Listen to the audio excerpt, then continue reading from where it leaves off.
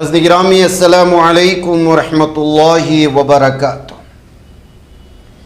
سیدھی بات کے تازہ ترین پرائم ٹائم میں آپ لوگوں کا استقبال ہے۔ ناظرین گرامی میں انصار عزیز ندوی اس وقت آپ لوگوں کے سامنے کچھ اہم ترین خبروں پر تبصرے لے کر حاضر ہوں۔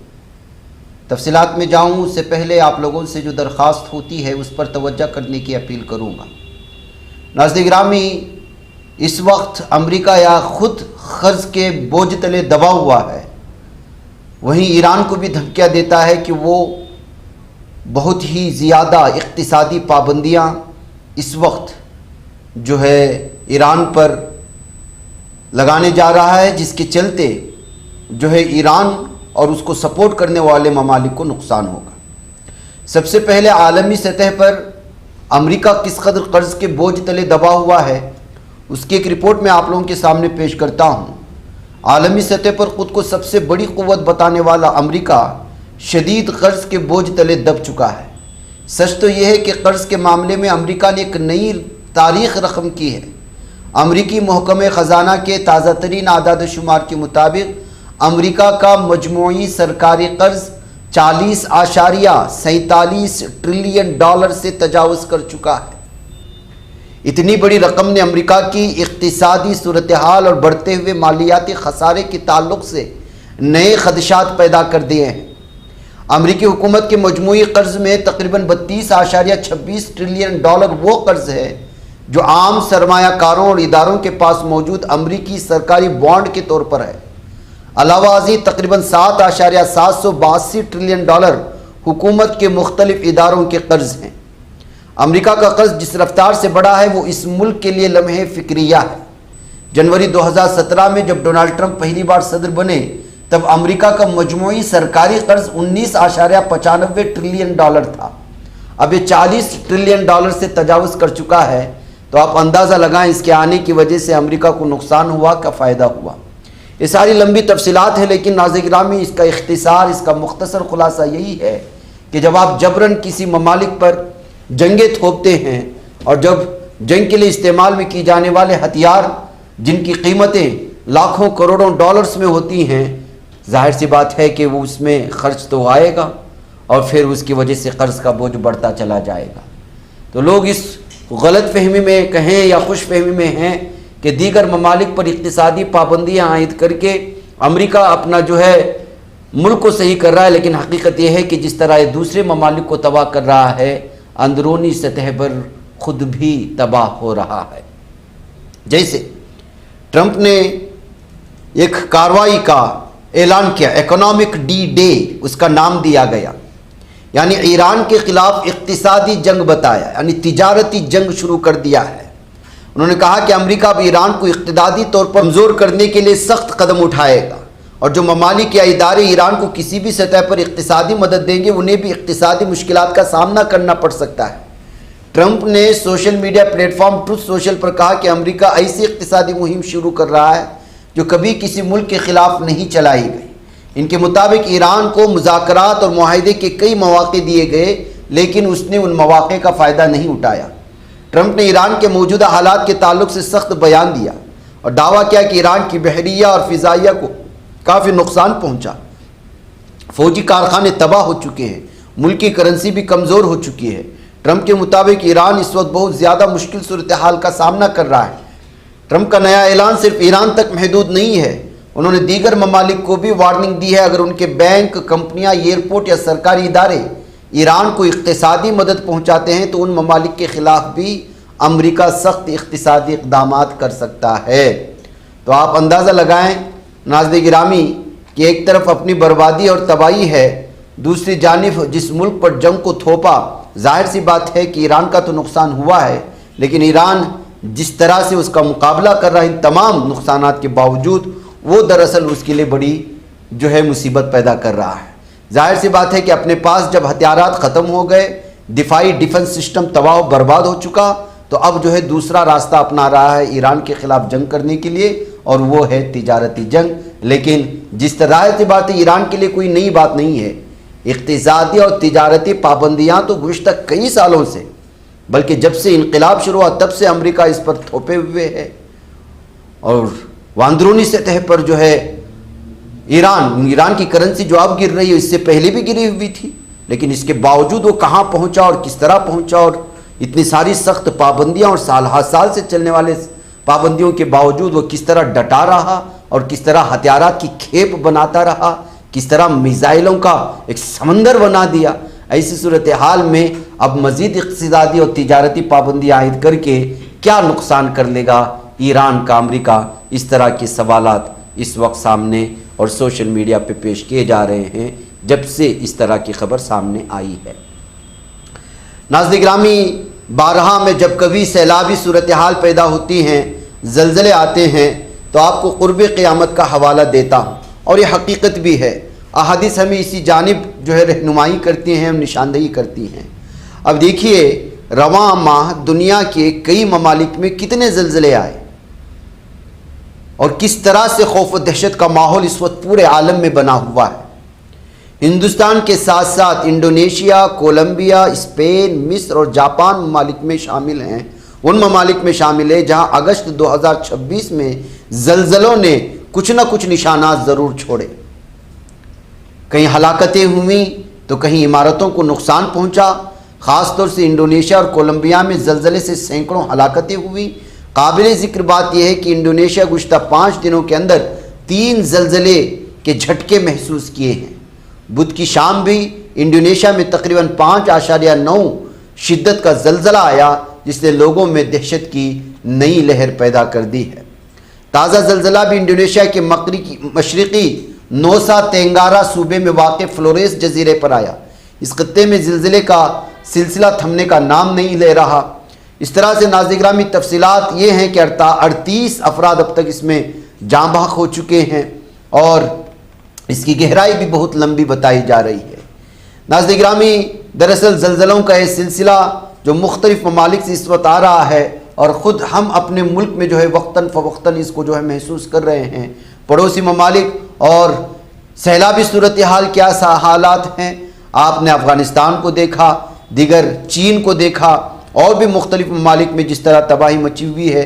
ہندوستان نے تو اس سال سیلابی صورتحال تو اس قدر خطرناک ہو چکی کہ جو ہے سینکڑوں جانیں تلف ہو گئی، لاکھوں لوگ ابھی بھی جو ہے وہ بے گھر ہوئے ہیں اور وہ کیمپوں میں زندگی گزار رہے ہیں۔ تو ظاہر سی بات ہے ناظرین گرامی، یہ آسمانی آفتیں جو آتی ہیں وہ انسان کے اپنے کرتوت کے بدولت ہوتی ہیں۔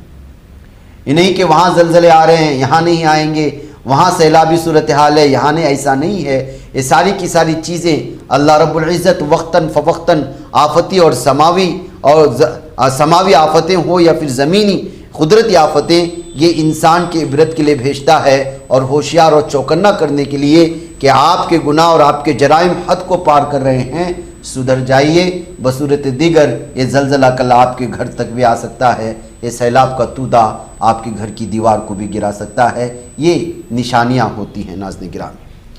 ناظرین گرامی، حادثات کا بھی سلسلہ تھمنے کا نہیں نام لے رہا۔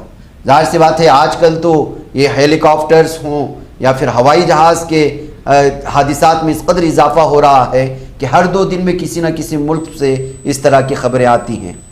کینیا میں ایک سیاحتی ہیلی کاپٹر حادثے کا شکار ہو گیا، جس میں ایکواڈور کے محکمہ خفیہ کے سربراہ کی بھی موت ہو چکی ہے۔ اس حادثے میں 5 امریکی شہری سمیت مجموعی طور پر 7 افراد کے جاں بحق ہونے کی خبریں موصول ہو رہی ہیں۔ کینیا میں گزشتہ 6 ماہ کے دوران یہ دوسرا ہیلی کاپٹر حادثہ ہے۔ حکام نے بتایا کہ وسطی کینیا میں بدھ کے روز ایک سیاحتی ہیلی کاپٹر کے حادثے کا شکار ہونے سے ایکواڈور کے انٹیلیجنس چیف اور 5 امریکی شہریوں سمیت تمام 7 افراد ہلاک ہو گئے۔ کینیا سول ایویشن اتھارٹی نے حادثے کی جانکاری دیتے ہوئے بتایا کہ بدھ کی صبح راجدھانی نیروبی کے شمال میں سامبورو کاؤنٹی میں پیش آیا۔ اس ہیلی کاپٹر نے لویسا وائلڈ لائف ریزرو سے پرواز بھری تھی۔ ناظرین گرامی، دراصل کینیا میں پیش آنے والا حادثہ اس لیے بھی اہمیت کا حامل ہے کہ اس میں مرنے والے کی ایک اہم ترین شخصیت جس کا ایکواڈور کے محکمہ خفیہ سے بتایا جا رہا ہے، اور اس کے سربراہ کی موت نے اس میں بہت ساری سوالات پیدا کر دیں کہ کہیں جو یہ امریکی افراد بھی سوار تھے تو یہ لوگ کینیا میں جو ہے جاسوسی کرنے کے لیے تو نہیں آئے تھے، اور کہیں دوسرے کو پتہ تو نہیں چلا تھا جس کے چلتے جبراً جو ہے حادثہ کروایا گیا۔ اس طرح کے سوالات ہوتے ہیں جب بڑے اور بالخصوص خفیہ سیکورٹی سے تعلق رکھنے والے ذمہ داران یا عہدیداران اس طرح کے حادثے کا شکار ہو جاتے ہیں۔ नाज़रीन गिरामी, सऊदी अरब में साइलेंट एयरपोर्ट की तैयारी चल रही है। जी हाँ, दुनिया के बेहतरीन हवाई अड्डों में शुमार होने वाले सऊदी अरब के किंग खालिद इंटरनेशनल एयरपोर्ट ने बैनुल-अक़वामी टर्मिनल नंबर 5 पर साइलेंट एयरपोर्ट प्रोजेक्ट के पहले मरहले का आगाज़ कर दिया है। इस प्रोजेक्ट को मरहलावार नाफिज किया जा रहा है। इस प्रोजेक्ट का मकसद पब्लिक अनाउंसमेंट को कम करके मुसाफिरों को एक पुरसुकून और ज़्यादा आरामदा सफ़र का तजुर्बा फराहम करना है। उन्हें डिपार्चर गेट्स तक महदूद करना है। उसके साथ मुसाफिरों तक मालूमात फराहमी के लिए डिजिटल स्क्रीन्स और चैनल्स पर निसार को मज़ीद बढ़ाना है। मुसाफिर अब एयरपोर्ट के व्हाट्सअप नंबर, वेबसाइट नोटिफिकेशंस और आस्क मी टीम के ज़रिए अपनी फ़्लाइट अपडेट्स को फॉलो कर सकते हैं। एयरपोर्ट हुकाम का कहना है कि प्रोजेक्ट के दीगर मराहिल की निफाज का ऐलान मुकर्ररा वक्त पर किया जाएगा। वाज़ेह रहे गुज़िश्ता बरस की स्काई ट्रैक्स इंडेक्स में किंग खालिद इंटरनेशनल एयरपोर्ट ने नुमायां पोजीशनें हासिल की थी। नाज़रीन गिरामी, मध्य प्रदेश के रायसेन ज़िले से सरकारी तालीमी निज़ाम के ढलमल रवैये और बदइंतज़ामी की एक हैरान कर देने वाली तस्वीर इस वक्त सामने आई है। उदयपुरा वाक़े गवर्नमेंट सांदीपनी स्कूल में जब स्कूल बसों की किल्लत पैदा हुई तो स्कूल इंतज़ामिया ने अपनी नाकामी छुपाने के लिए पढ़ाई का एक नया अल्टरनेट डे फार्मूला तैयार कर लिया। स्कूल की प्रिंसिपल की जानिब से जारी किए गए फरमान के मुताबिक अब इस स्कूल में एक दिन लड़के पढ़ेंगे और अगले दिन लड़कियां, यानी डिजिटल इंडिया और स्मार्ट क्लास की इस दौर में बच्चों के हक़ तालीम और स्कूल जाने की राह बसों की तादाद तय कर रही है। उदयपुरा वाक़े सांदीपनी स्कूल में रवां तालीमी साल में तकरीबन 2800 तलबा और तालिबात ने दाखिला लिया। दूर दराज के गाँव से आने वाले तकरीबन 1700 तलबा ने स्कूल बस की सहूलत का मुतालबा किया था। ज़ाब्तों के मुताबिक एक बस में महफूज तरीके से 55 से 60 बच्चों को ही बिठाया जा सकता है। इस हिसाब से स्कूल की 16 बसों में बमुश्किल 1000 बच्चे ही सफ़र कर सकते हैं। बाकी 700 बच्चों के लिए इजाफी बसों का इंतज़ाम करने के बजाय स्कूल की प्रिंसिपल वंदना मिश्रा ने एक इत्तलानामा जारी कर दिया। हुक्म दिया गया कि बसों की कमी के बायस अब तलबा और तालिबात बारी बारी एक एक दिन छोड़कर ही स्कूल आएंगे। स्कूल इंतज़ामिया का कहना है कि अगर कोई तालिब इल्म अपनी ज़ाती सवारी अपने खर्च पर रोज़ाना स्कूल आना चाहे तो आ सकता है, लेकिन जो बच्चे मुकम्मल तौर पर सरकारी वादों और इंतज़ामात पर मुनहसर हैं उन्हें इस नए तालीमी निज़ाम को मानना होगा। इस इंतज़ाम के तहत जो सबक पीर को लड़कों को पढ़ाया जा सकता है वही सबक मंगल को लड़कियों के लिए दोहराया जाता है। इस वजह से सरकारी बसों पर मुनहसर बच्चे हफ्ते में महज 3 दिन ही स्कूल की चौखट देख पा रहे हैं। ये स्कूलों का हाल है जब CJP ने जो है पूरी तरह से ये वाज़ेह कर दिया है कि वो स्कूलों को बेहतर करने के लिए आंदोलन ही शुरू कर दिया है। और ऐसा लगता है कि इस वक्त जन अल्फा ने पूरी तरह से मैदान अपना लिया। मैं कुछ वीडियोस आपको दिखाता हूँ, लगातार दिखा भी रहा हूँ और दिखाना भी चाहिए उन लोगों के लिए जो डिजिटल इंडिया का दावा करते हैं, बच्चों की तालीम और हुकूक के बारे में करते हैं। बच्चे रास्ता रोक करके अपने मुतालबात को महोबा में कोशिश कर रहे थे तो पुलिस उनको लात मारकर उठाते हुए नजर आए। ये है बच्चों की और स्कूल के तलबा और तालिबात की इज्जत इन लोगों के सामने। आप अंदाज़ा लगाइएगा नाज़रीन गिरामी, इस वक्त जो है ये वीडियो आ रही है और इस वीडियो का ताल्लुक़ महोबा से बताया जा रहा है। अपने मुतालबात को पूरा करने के लिए तलबा ने रास्ता रोको एहतिजाज दर्ज किया तो बच्चों पर हमला करते हुए, उनको पैरों से मारते हुए, उनको धक्का धुक्की देते हुए, उनको धमकियां देते हुए नज़र आ रहे हैं। इस वीडियो को आप देख लीजिए, ये स्टूडेंट को किस तरह धमका रहे हैं पुलिस अफसर।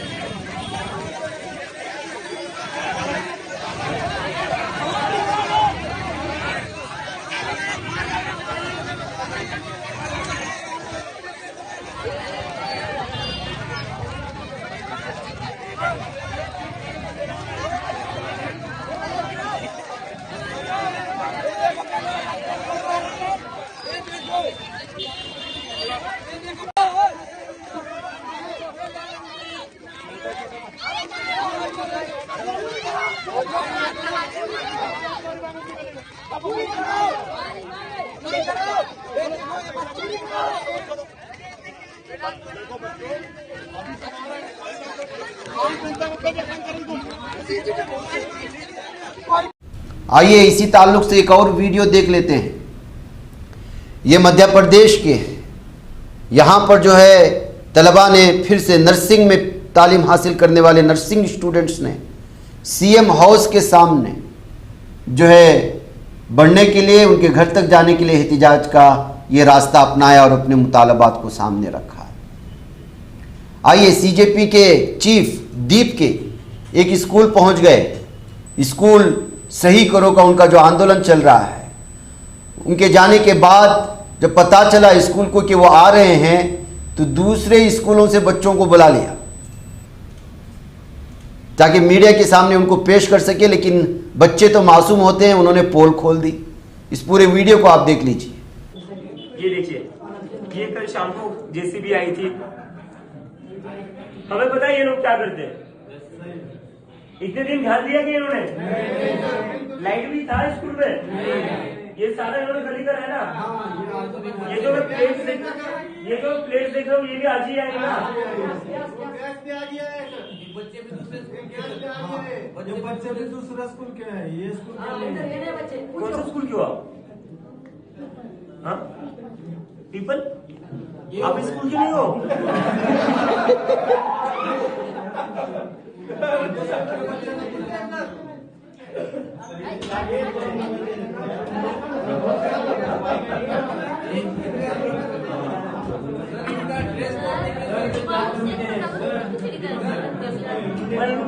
लेकरच या शाळेची नाहीये. पहिल्यांदा बघतोय मैं, मेरी जिंदगी में पहली बार देख रहा हूँ. एक मिनट चोरी पकड़ल्या गेलेली है. बाहर दूसरे स्कूल के बच्चे लाए गए यहाँ पर खाना खिलाने के लिए मीडिया के सामने. एक मिनट, आप बोलिए.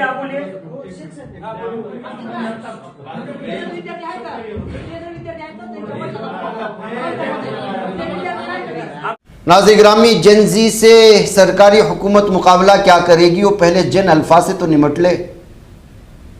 जैसे ही सीजेपी ने बच्चों को, स्कूलों को, पूरे देहातों में स्कूल दुरुस्त करने का ऐलान कर दिया, हर गांव का हर छोटा बड़ा बच्चा जो है वो अपने अपनी स्कूलों की हालत ऐसी दिखाने लगा कि असल इंडिया अब नजर आ रहा है।